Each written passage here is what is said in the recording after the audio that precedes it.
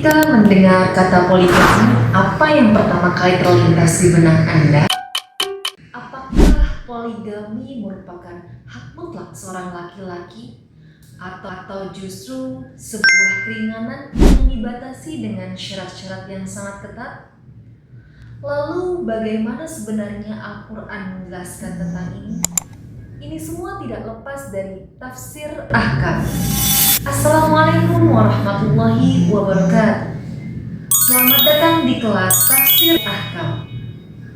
Pada video kali ini kita akan membahas satu tema yang sangat kontroversial dan sering menjadi perbincangan di tengah masyarakat. Apa itu? Poligami. Topik ini tidak hanya berkaitan dengan hukum Islam, tetapi juga erat hubungannya dengan penafsiran ayat Al-Quran, asbabun nuzul ayat, syarat-syarat poligami, serta nilai-nilai keadilan yang menjadi prinsip utama dalam Islam.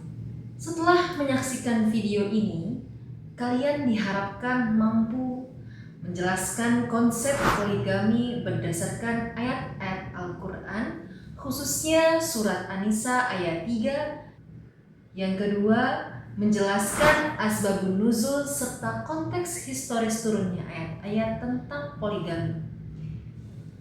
Yang ketiga, menganalisis syarat, tujuan, dan prinsip keadilan dalam poligami berdasarkan kajian tafsir. Yang keempat, membandingkan pandangan para mufassir klasik dan kontemporer mengenai ketentuan poligami. Mungkin kalian sering mendengar kata poligami. Apa itu poligami? Menurut KBBI, poligami itu adalah sistem pernikahan yang dimana seorang laki-laki memiliki lebih dari satu istri atau satu pasangan dalam waktu yang bersamaan. Poligami dalam Al-Quran dijelaskan dalam surat An-Nisa ayat 3 yang berbunyi, A'udzu billahi minasyaitonir rajim. Bismillahirrahmanirrahim. Wa in khiftum alla tuqsitu fil yatama fankihu ma taba lakum minan nisa mathna wa thulatha wa ruba'. Fa in khiftum alla ta'dilu fawahidatan aw ma malakat aymanukum dzalika adna alla ta'udu.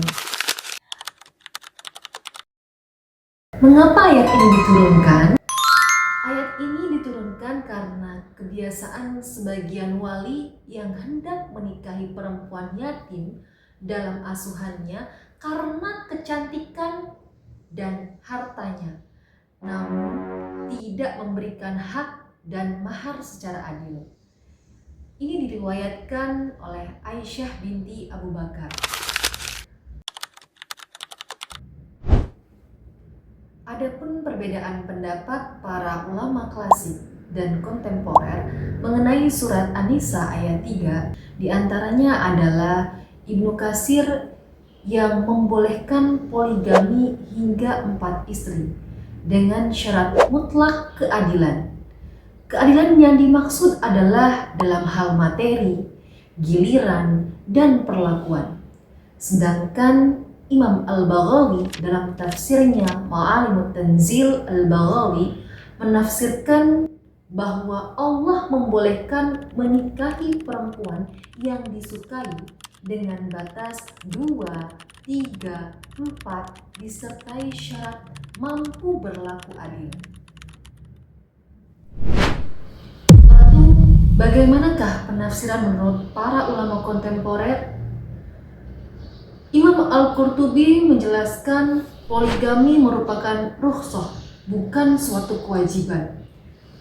Surat An-Nisa ayat 3 menetapkan batas maksimal yaitu 4 istri sebagai pembatas dari tradisi pra-Islam yang sebelumnya tidak memiliki batas. Beliau juga menegaskan bahwa syarat berlaku adil adalah kewajiban. Lafaz fawahidatan difahami sebagai anjuran untuk mencukupkan satu istri apabila khawatir tidak mampu berlaku adil. Sementara itu, Wahbah Az-Zuhaili menjelaskan bahwa poligami merupakan hak yang dibolehkan oleh syariat dengan syarat-syarat yang sangat ketat, yaitu memiliki kemampuan materi, mampu berlaku adil dalam perlakuan, dan tidak menimbulkan mudarat. Beliau membedakan antara keadilan yang wajib, yaitu dalam hal nafkah dan pembagian giliran, dengan keadilan perasaan yang tidak mungkin dicapai secara sempurna. Menurutnya, negara juga diperbolehkan membuat regulasi mengenai poligami demi mewujudkan kemaslahatan bersama. Dari paparan surat An-Nisa ayat 3, dapat diambil kandungan hukum dari ayat tersebut. Di antaranya adalah yang pertama, kebolehan berpoligami. Yang kedua, batas maksimal poligami adalah 4 istri. Poligami wajib disertai syarat berlaku adil. Monogami menjadi pilihan terbaik apabila syarat-syarat poligami tidak dapat dipenuhi sebagai bentuk perlindungan terhadap perempuan dan hak-haknya. Konsep hukum poligami dalam Islam dihukumi mubah apabila berada dalam kondisi normal, mampu berlaku adil secara lahiriah, dan tidak menimbulkan mudarat. Dihukumi sunnah apabila memiliki kemampuan penuh serta terdapat maslahat yang nyata, misalnya istri sedang sakit atau tidak dapat memiliki keturunan. Dihukumi wajib apabila seseorang memiliki kemampuan dan terdapat kebutuhan yang mendesak, seperti banyaknya janda yang terlantar sehingga memerlukan perlindungan dan nafkah. Dihukumi makruh apabila dikhawatirkan tidak mampu berlaku adil, tetapi belum sampai pada tingkat yakin akan berbuat zalim atau tidak memiliki kebutuhan yang mendesak. Dan yang terakhir, dihukumi haram apabila seseorang yakin atau terbukti tidak mampu berlaku adil, atau jika poligami mengakibatkan kezaliman yang nyata terhadap istri maupun keluarganya.